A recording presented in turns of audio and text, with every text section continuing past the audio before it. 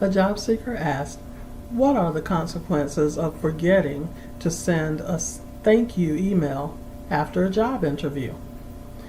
Well, you may not suffer overt consequences from the interviewer for not sending a thank you email after your interview. It's the less obvious consequences that are the ones that could make the difference between your getting an offer or not. So let's look at three of them. The first is that consequence could be that the interviewer perceives that you don't really want the job. Your after interview follow up, it reinforces your interest in the opportunity, and also lets the interviewer know that you really are interested in being a serious candidate for the position. If you're an internal candidate, this second consequence could be detrimental to your for continued consideration. So if you're an internal candidate, you don't want to give the impression that you're taking your candidacy for granted because you're an internal candidate.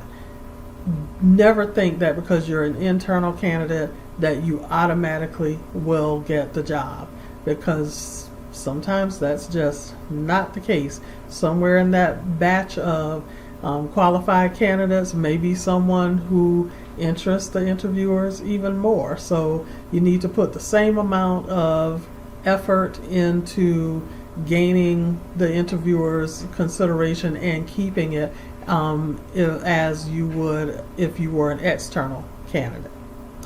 Then, third, last but not least, is that you want to take the opportunity to provide additional information, because we can all think of things that we wanted or intended to share with the interviewer during the interview that we did not. Like we all hear all the time that 2020 hindsight is 2020.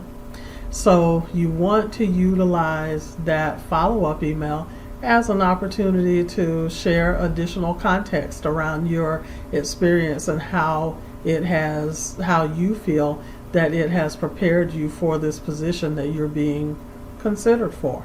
So don't deny yourself that opportunity by failing to send that follow-up thank you after interview email.